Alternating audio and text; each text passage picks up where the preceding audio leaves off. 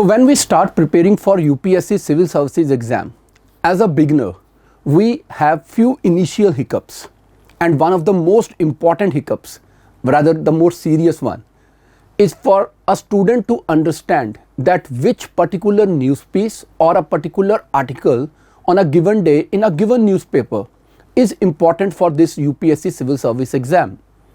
At the same time, it is again little difficult for student to understand that for which particular stage of this exam, pre, mains or interview, this article is relevant. Now, keeping this in view, we at Raj IAS have planned a series of lectures in which we will help the beginners to understand that how a particular news piece or article is to be read, then how and in what all ways you need to elaborate your knowledge or your understanding about that article, what all dimensions you need to cover, and in what all perspectives you should think beyond the article so that your journey becomes more meaningful and enjoyable. In this series, the first article that we have chosen today is the one given by none other but a very eminent writer, Mr. C. Rajamohan. The article appeared today, that is 27th of December 2023 in the newspaper The Indian Express, and the heading is Seeing the New South Asia. Now, to understand the perspective and the related issues that one need to cover, let's start the course here, this particular course of video series in which we will be interacting with you and giving you an opportunity to ask questions in the comment section. So the article is basically talking about, has India lost South Asia? And it is very important for UPSC aspirants to first understand that what region we are specifically talking about and in what historical context. So India's South Asia's dilemma, losing South Asia. The narrative of this article by C. Rajamohan sir is talking about India losing South Asia from the nostalgia of British Raj's hegemony over the region, the Indian subcontinent and beyond. Now, if you have done your modern Indian history, great, and if you haven't done it yet, let me give you an idea here. While the British were conquering India, they were not confined to what we know India today as. There was no Pakistan, there was no Bangladesh, there was no Burma. That was all part of British India up to 1935. Burma was part of British India, and Pakistan, Bangladesh, they emerged in 1947. Now, while the British controlled these territories directly, starting from the Pakistan-Afghanistan border, that Durand line, and going up to the McMahon line with China. Now, this entire subcontinent was part of British India. The British, through many efforts, have brought the territories along the Nepalese border under control, and they had some kind of mutual relationship with the Nepalese as well, the Anglo-Nepalese War and the resultant Treaty of Segoli. Similarly, they have fought 3 wars in Burma and brought the territory under their control. They sent young husband expedition during the time of Lord Curzon, and they had control over the external affairs of Tibet as well. Similarly, on the western side, the British tried to keep Afghanistan under their control. They fought 3 Anglo-Afghan wars, though they were not very successful. But yes, why they were fighting all these wars? Why they wanted to control all this subcontinent and the territories beyond it? Now, there are many things that you need to keep in mind. One of the primary factors was the fear of Russia, what the Brits used to call Russophobia. They never wanted the Russian Empire to expand. Now, the question is that why they did not want the British Empire to expand. Now, there are 2 more things that you need to know before you understand the implications of this article. 1, the heartland theory. 2, the sea lanes of communication. Now, Britain, while ruling over India, understood the strategic significance of Indian Ocean, 1, and they never wanted that the Russians should get any access to the Indian Ocean either through the Mediterranean or the Red Sea region or from any other way.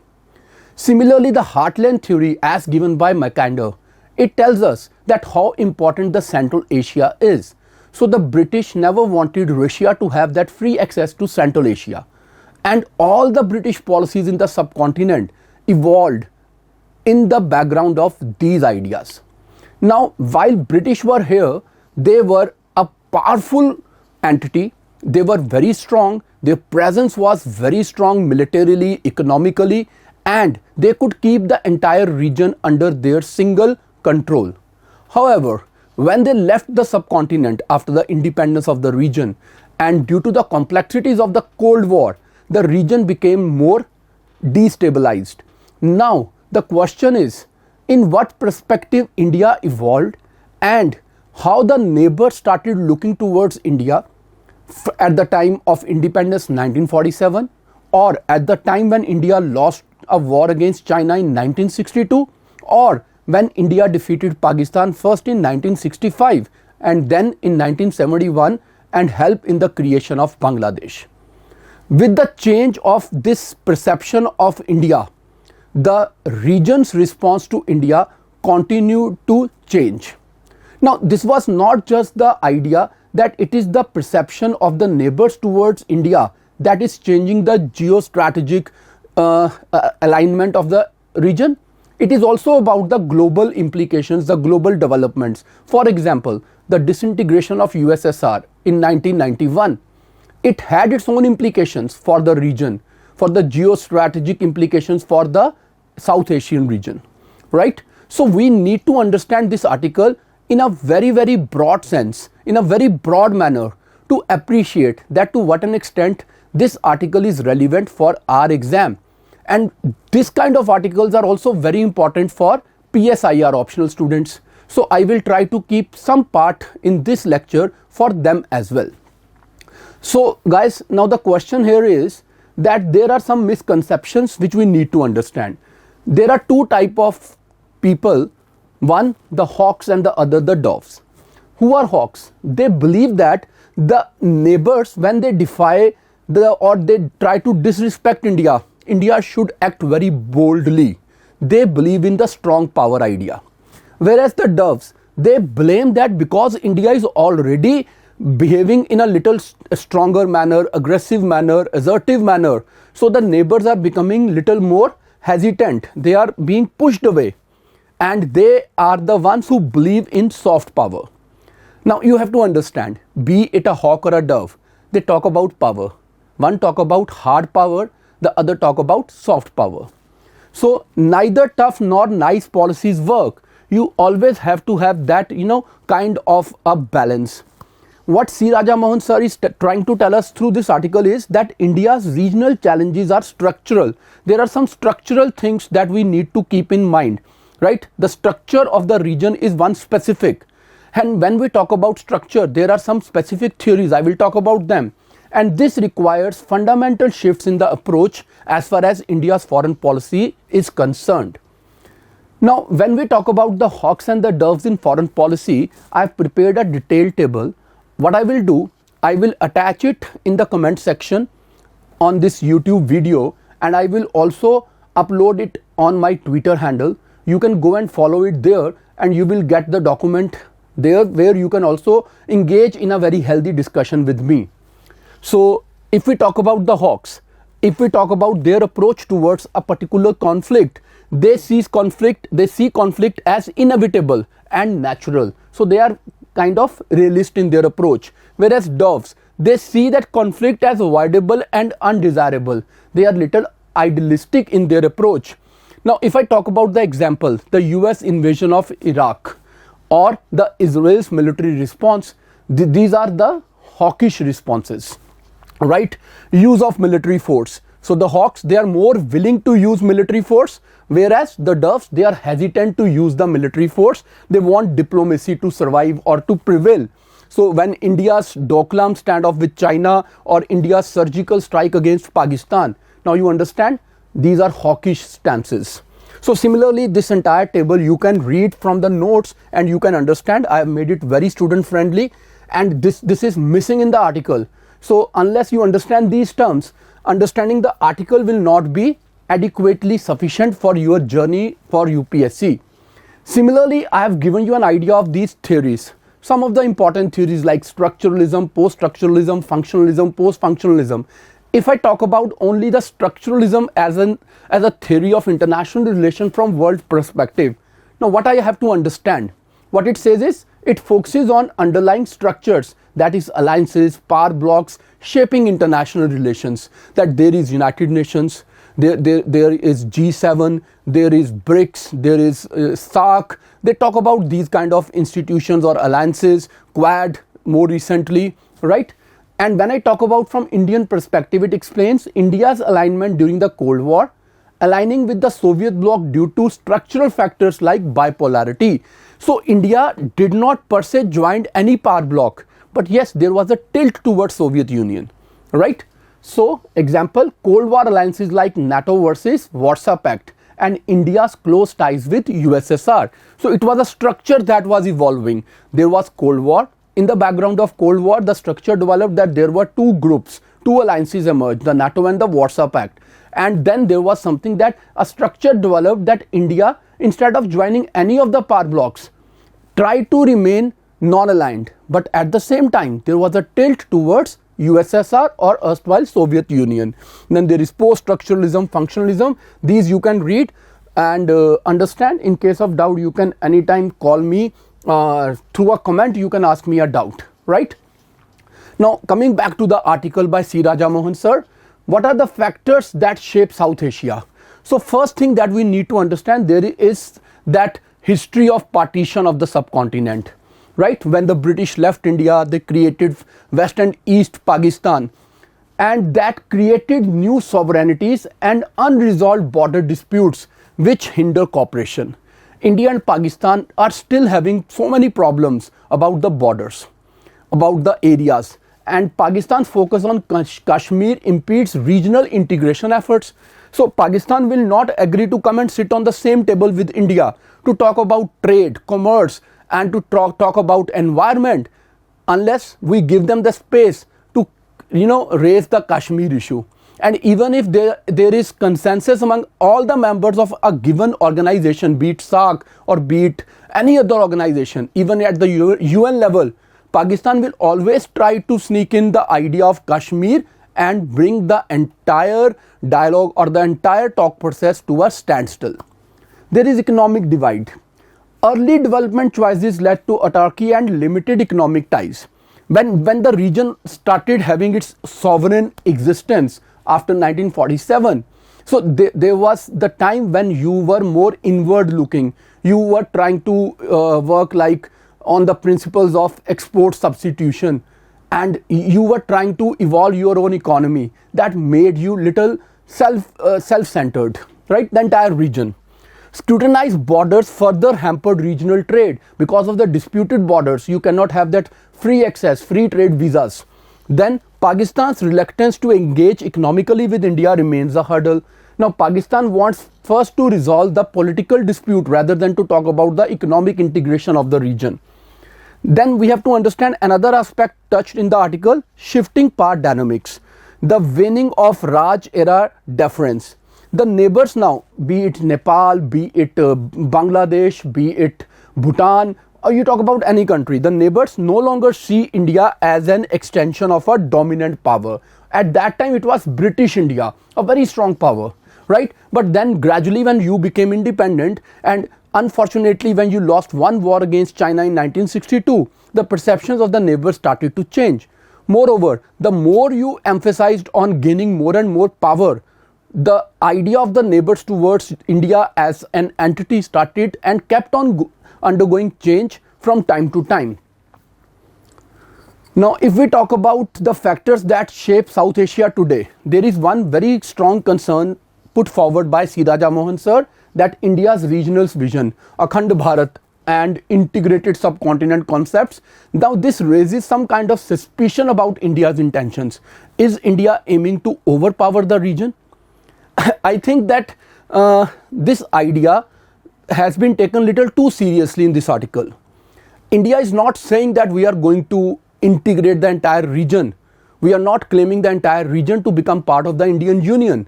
The idea here is to get back what was rightfully ours. What is rightfully ours? We are talking about Pakistan occupied Kashmir to some extent here, right? Beyond that, it is not the idea that we want to change the maps, or we want to change the geostrategic alliances, or we want to change the realities of the subcontinent. Neighbors perceive these visions as threat to their sovereignty, and they are little mistaken in this, because India as a nation has never aspired for these kind of things. Our vision is very clear: live in peace, live and let live in peace. We do not want anyone to disturb our peace. We do not want anyone to threaten our security, our sovereignty, our integrity. So we want them to respect us, and we respect them, and we had always been respecting the sovereignty, integrity and security of our neighbors. There are some external influences. The China's growing economic and military presence poses significant challenges, and India is concerned about it for obvious reasons, and so many other regional players are concerned. The Middle East rising influence adds another layer of complexity. C. Raja Mohan sir is trying to tell us that India's idea of this Akhand Bharat is creating some kind of tensions in the region against India, but at the same time, China's and Middle East rise is further complicating the situation in this region. Now, moving forward, C. Raja Mohan sir says that India needs to discard the old South Asia idea. We need to accept the subcontinent's transformation and adapt policies accordingly, that yes, these are independent sovereign nations, but I think that we already know it and we already agree to it. India's relations with Bhutan, India's relations with Afghanistan, India's relations with Nepal, Bhutan, Nepal, all these neighboring countries, they are not the hangover of the British time. These are as per the new realities. Focus on gaining ground in the new regional reality. India's strength should be possess the capabilities to secure its interest and expand influence. So coming back to the idea, like the doves, he's talking about in this article about soft power influence rather than hard power influence. He emphasizes on the needed shifts. So what he says is, move beyond nostalgia and self-referential narratives that India had the right to, guide the foreign policies or to treat some of the neighbors as the protectorate. But I don't think that India has been behaving in one such way in the past. Develop strategies based on a comprehensive understanding of the region's dynamics and build trust and cooperation with neighbors based on natural respect and shared interest. So India's foreign policy or India's behavior in the region or at the global level had always been rooted in these things, be it the idea of Panchsheel, be it the idea of Gujarat doctrine, be it the idea of Krishnan doctrine. This has always been the story with India's foreign policy. It is only a kind of perception that who is looking towards India's foreign policy as a hawk or as a dove. Now, let's try understand. There are some of the examples for the UPSC students that they need to keep in mind when they read this article. Partition's impact on India-Pakistan relations, you need to analyze the Kashmir issue as a consequence of partition and its implications for the regional cooperation. Pakistan is not letting any other initiative become fruitful unless they get their idea of Kashmir fruitified, which is not acceptable, which is not desirable, which is not possible. Balancing China's influence is very important, not just for India, but for the entire region. We need to discuss India's strategic options in the light of China's Belt and Road Initiative and its growing presence in South Asia, which threatens the safety of the sea lanes of communication, which threatens the free trade idea itself.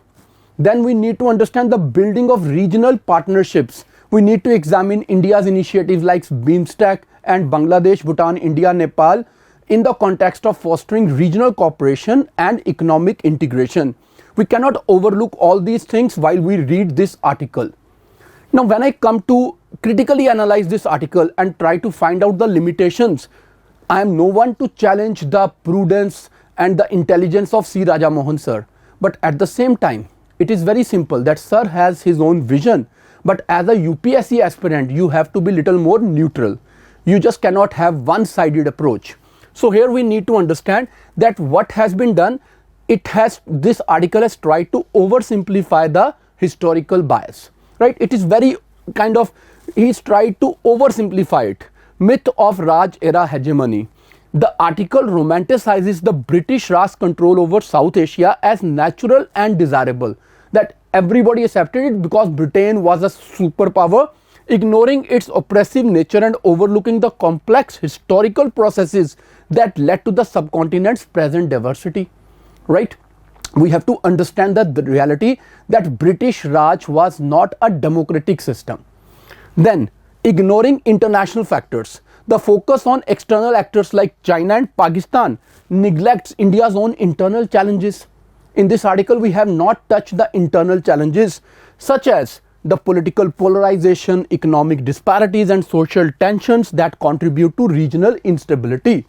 If there is Northeast that remains unstable, if there is Northeast that remains volatile, your Act-East policy cannot actually be acted upon.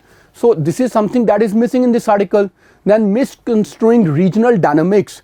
There is something, misinterpretation seems to have crept in while we talk about the negative developments. The article portrays events like the Maldives request for troop withdrawal as signs of India's decline. We have to understand that now Maldives as a sovereign country has its rights. They do not want the forces to stay there for long. That's understandable. Failing to acknowledge legitimate concerns about sovereignty and strategic autonomy among smaller nations. Now you have to understand that if they want that Indian Army or Indian Navy should not have their bases there, and as a responsible actor we are agreeing to it, but at the same time we are not letting the relations spoil to the extent where there is no trade, where there is no interaction. This is very mature on part of Indian establishment to maintain the relations, to maintain the balance, and it has to be understood that this at best be a kind of a transition in the relations, and the relations can be mended and they can get back to the original, right? Then overlooking regional diversity, then mischaracterizing Pakistan. You just cannot ignore all these things, right? There is regional diversity. You can read it out and understand it. Now there is lack of nuance in the solutions in this article. What this article is trying to do, it is trying to project a binary framing of India's options.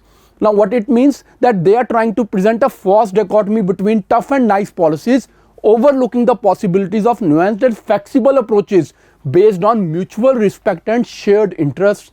Now this is very important to understand.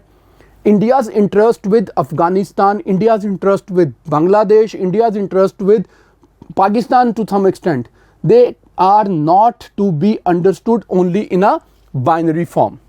Then it ignores the existing initiatives that India have taken. I will show those existing initiatives, right? The most important being the neighborhood first policy. And then there is missing progressive vision. The article is not giving us a progressive vision. It tells us that India needs to mend itself. Look at these initiatives. With Bangladesh, the Maitri Setu, it improved connectivity and trade. With Bhutan, the increased development assistance, strengthening the economic ties and mutual dependence. With Maldives, there is joint maritime patrols and disaster relief cooperation, building trust and addressing security concerns. If I talk about Nepal, reconstruction assistance after 2015 earthquake, fostering goodwill and partnership. Then when I talk about Sri Lanka, economic aid and infrastructure project which boost trade and investment. How can I ignore all these initiatives? So Sir's article has much to it which we need to understand, appreciate, and at the same time we need to look beyond, understand the limitations, and then prepare a more holistic answer, be it for our mains, be it for our interview. I hope this series will help you. You can follow us on YouTube, you can follow me on my Insta channel, you can follow me on my Twitter handle, and all the links are there. You can go, click on them and get all these articles and enjoy them. That will make your UPSC journey little more easier, little more comfortable, and make you little more confident. Best of luck.